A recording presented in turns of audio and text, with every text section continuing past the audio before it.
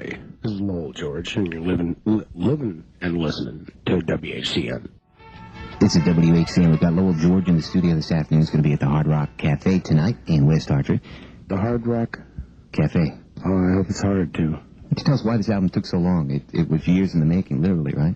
Well, what happened was Little Feat would, folks would want a record for Little Feat, and the record company would want a record from Little Feat. Mm-hmm. So most of my time was spent, either producing or being on the road with Little Feat and not able to go into the studio and finish my album. And I had 3 different occasions in which to do it in, but the problem occurred when I'd have to get back to something that I'd half, finished. And it took a long time to get back into it. And it was very expensive, too. And that's really the reason.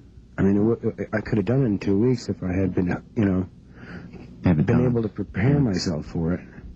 And but I was never able to until last December. And then after all of that, back and forth, the group breaks up, in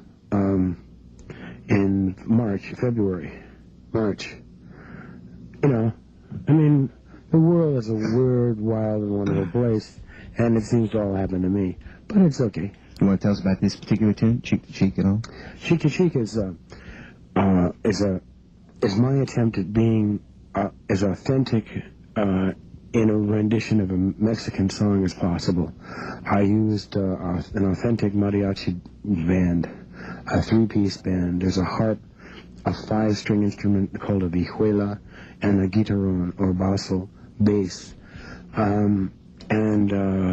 These guys came in, couldn't read a note, and I showed them the tune, and 3 takes later we had the tune down. Jackson and I both had an idea of how to do a Mexican song.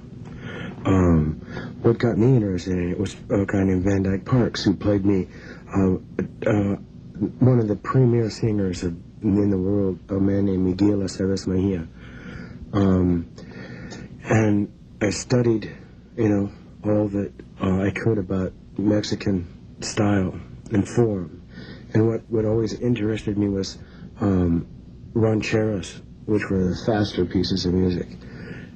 And so I wrote this song, and I had it sitting around, and I played it for Jackson one day, and he went, "Hey, that's a good idea."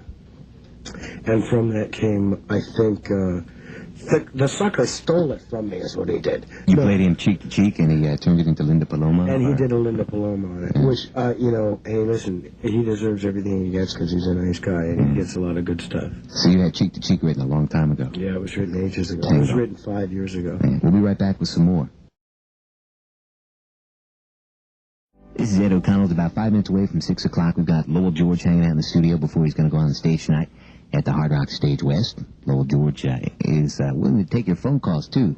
He's willing. If you want to call up at 522-WHCN, he'll I will do anything.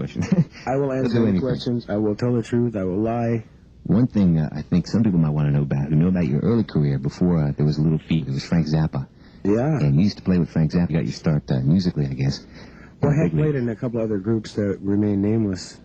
One of them had a song about the Charles River and its condition. The Standells. I didn't say that. Oh. The original artist. I played with Frank Zappa. It was a very interesting occasion to go out on the road and play with Frank Zappa because he'd make you do all kinds of stuff. One time we played not very far from here. There's a girls' college very close to this place. Yeah, probably up in Massachusetts. Probably in Massachusetts. They have that kind of thing going on there. And someone stood up and said, "You, Frank Zappa," right? Right. and some other guy jumped up from across the hall and went, "You can't say, 'What you, Frank Zappa?' You can't do that." And somebody else jumped up and he said, "You want to bet? He can say, 'What you,' anybody he wants to." And then another 2 guys from across, there were 15,000 people or something.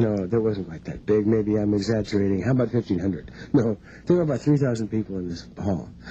And pretty soon, the whole place was rocking with people going, "You can't say what you that make me."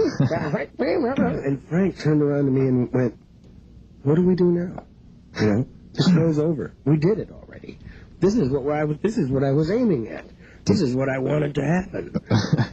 Did you have a long career with him, or were you with him for? I knew him for a long time before, and still occasionally he'll answer my calls. He's really a character, and one of the hardest working people in rock and roll. Always down in his basement, I guess. He's always working constantly in his basement. He drinks 18, 19 cups of coffee a night, and really does a bunch of hard work. I admire him for it. Well, what's this we're going to listen to now? What you tell us about Weasels Rip My Flesh? Did You Get Any Anya? This is one of the records that I did get to sing on. You will hear Did You Get Any Anya from me and the former bass player from the Mothers and also Little Feat, Roy Estrada. And then after that, we're going to hear from Sugarcane Harris, who is one of Frank's idols. When he was a youngster, he used to hear a group called Don and Dewey that came over a local radio station in Lancaster that came from Los Angeles that could make it over the mountains. And Don and Dewey was the name of the group, and the producer of their album was Sonny Bono. And so, things, times change, and the circle will be broken and unbroken. This is Frank Zappa and the Mothers of Invention with our guest, Lowell George. There's a couple of numbers from the album Weasels Rip My Flesh, Frank Zappa and the Mothers of Invention. And the first one featured our guest, Lowell George. He's on, you're playing rhythm guitar and singing on that one, right? What, on direct? Did you get any Anya? No, I was singing, Did you get any? I can't do it. There's Lowell George in there. And then Sugarcane Harris after that. Yeah, Don Sugarcane Harris. One of the premier, pardon me, I'm popping, one of the premier fiddle players, you might say. I mean, John Luponti is wonderful, and, the guy that was in C Train was wonderful. I played this for them, and they kind of went, oh, well, this is kind of primitive and not, primitive. That was Ponti's reaction. And I said, man, that's the blues. And, and he went, and he had nothing to come back on, because, in fact, one of the best blues players I know turned around to me one day while there was a fiddle player jamming with us with Canned Heat one night on stage someplace. He said, you know what, man? I hate fiddles. But Sugarcane Harris is one of the few guys that can play serious blues music on a fiddle. I mean, it's really, it sounds like a guitar in places to me. Mm. Anyway, I don't want a bad rap fiddle player. But let's talk about Little Feat. Is Little Feat? They're on the shelf, you might say. They're kind of, we backed off a little bit. Everybody hates everybody. I'm showing you, you're showing. But it hasn't been that way for a long time. It's been like that for 5 years. Yeah. Groups are always like that. Tell me a group that doesn't hate each other, and I'll show you a group that's really bad. There's usually no talent groups have this thing about how bad they are, But groups that argue about their music, that argue about things unimportant of all sorts, there's usually talent there. So when the group got together and they started arguing, I knew everything was fine. Yeah. I mean, that may sound really complicated and dumb. Was it like what are the arguments about, like musical direction kind of thing, or is it just egos? Yeah. Clashing, basically. Yeah. You park too far close to me, and I can't get out. You name it, Yeah. I don't like rehearsing down there. I have to drive 45 miles. Why are we recording here, man? This is all the way out in the boondocks. I said, well, it's because we don't want the evil influences of this big city to get to us. They went, well, whose idea was that? I said, that was your idea. Oh. That kind of stuff. Yeah. I mean, you name it. So after a while, you just got fed up and said, let's take a break for a while and. Actually, Bill Payne is the guy. Bill put together a band that backed up Nicolette Larson. Yeah, they played the same place you're going to play tonight too. And he excited about playing with a band where nobody argues and stuff, that kind of thing. And what they don't remember is that you don't argue for the first, maybe 6 months, and then you begin to argue. And it's all the same. The grass is not greener anywhere else. There is an uncompleted Little Feat album still. There is an uncompleted album. Still waiting, as soon right? as I get back to Los Angeles, I am going to complete it. And was it almost done when things fell apart? It was about 2/3 done when Bill Payne walked in and went, "I quit," which was really a big help. Which really did a lot to my ego, and I went, "Oh, great, Bill! I've been working real hard on your song." You know. Hadn't he said that before, though? That he might. You know, I said, if things don't go right after this record's done, I'm going to quit. Mm-hmm. And he went back on his word and quit right in the midst of it. And that really, I have to say, that really got to me. Mm. But, you know, the guy can play good. Somebody called up, just to get away from feet for a second, somebody called up, wanting to know about, if you would talk about your experience with the Grateful Dead. You produced the most recent album, Shakedown Street. How did that come about?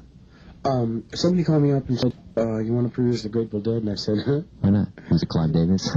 No, it was, you know, it was just somebody. And then when we played in Berkeley Community Theater, and a bunch of the guys came down, and I had a great time doing it. And they're individually, they're extremely good musicians. Gosh, there's some really talented players in that band. They had asked you to go. Did they ask you to go to Egypt with them before? They asked me to go to Egypt, but I didn't get my shots. You know? Yeah. And they all had theirs, and I couldn't go. And, you know, I mean, playing for the Pyramids is my idea of, you know, dysentery. Yes, I'll take 3. Make it a double. So did you take charge of those sessions? Were you pretty much the leader? I mean, you were telling Jerry Garcia what to play, or was it more of a democratic kind of thing? I'll tell you the truth. I mean, this is the real and sincere, honest truth. Jerry Garcia is entirely capable of producing the band, but he'd rather not have the headache. Mm-hmm. And to tell you the truth, I would not want the headache again myself, because it is a headache.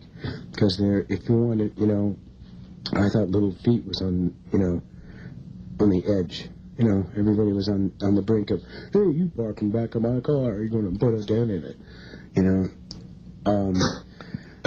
these guys are so way out. They're really funny. They're individually and collectively, you know, some of the funniest people. And the Hells Angels, you know, that are there were polite, nice folks. And I got to know a couple of them.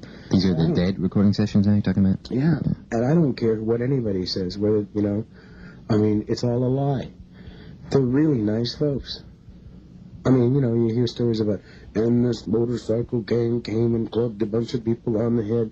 That's a bunch of bunk. It really is. It's what started it was there was a sheriff in Los Angeles who threw the club out of town, so that whenever, you know, you can't wear your colors, can't wear your jacket that says Hells Angels in Los Angeles, or you get arrested. Mm. And there's no law against wearing your colors. And I mean, you can't. I think there's a law that you can't show the swastika, or there used to be until, you know, a little old lady from Concord said, "You can wear a swastika if you want to," you know, and made a federal offense out of it. You know, I mean, a big deal. But anyway, this one sheriff threw the club out of town, and since that time, the press they've been getting has been extremely bad.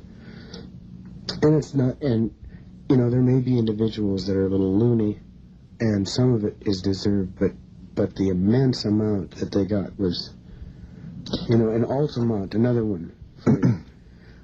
You don't hire a bunch of motorcycle crazies to do security. Yeah, They know nothing about security. To them, I mean, because they've had all this attention, people come up to them and go, "I'm going to take you on, man. Oh, you first." Well, they don't believe in you first. You know, it's, oh, me first? You mean us first. You know, and that's, they have a code, they have ethics, there's a certain morality to everything they do. Anyway, off that one right now. Hello, Sheriff. Hey, it's great to see you.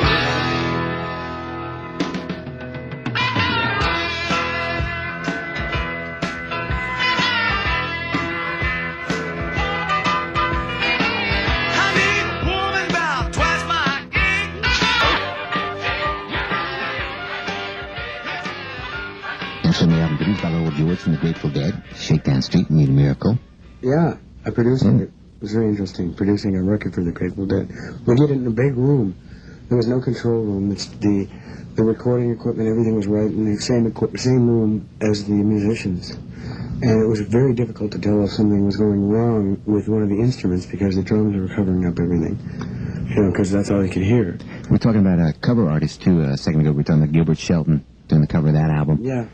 And you were telling us the saga of Neon Park. Oh, yeah. He's a local boy that moved to... from around Hartford. From around Hartford, that moved to Ohio to go to school.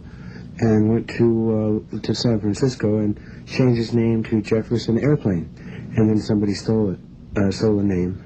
And the rest is history. And the rest is history. And then he had to change his name again, you know, and Neon Park. Yeah. That's a good one. We'll be right back with some more Lowell George. Most of your morning.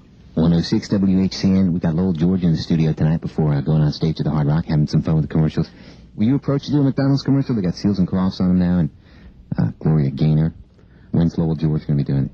No, it's usually, I get, what is it, Magic Muffler, you know, we need a commercial on here, a Magic Muffler, you know, and I come up with, is that what your car sounds like, you know, and they didn't like it. I did a Japanese candy bar commercial one time for Melody Candy Bars. And, you wrote a jingle for it? Yeah. And it was, you know, some guitar and rock and roll and, you know, kids dancing. American lyrics? English lyrics? Well, I got three great background singers. The girls that sang on Dixie Chicken. Got the same ladies to sing. And what happened was, it turns out in Japan, they don't say melody, they say melody. So the commercial got canned when it got played three times. And you know, melody, what is it? You know, and so, you know, there went my commercial career. Here's some more from your recording career. You had a couple of thoughts on festivals. Oh, yeah. Concerts. Oh, listen. Woodstock 2, Second Gathering, all that kind of stuff. Second Gathering, yeah. It's a great place to watch childbirth, you know. Make a movie. Make a movie. Watch people making a movie of you, making a movie. About the book. Yeah, about the book. Taking photographs of people, you taking photographs of you. A couple of naked girls, nice-looking girls, too, young, in the stream. It's great stuff. 3 days to get in and 3 days to get out. But it's a real gathering, and everybody's there for the same purpose, which is listening to music, I think. There's going to be a little gathering tonight at the Hard Rock Stage West. Oh, I get to play tonight. I get to play tonight with my new band. I have a new band. The Lowell George 9-piece band tonight at the Hard Rock Stage West. And you got 20 million things to do tonight, so we're going to let you go. Thank you for letting me be here. Thank you for coming by a most unusual Friday afternoon. Stop by again. Okay.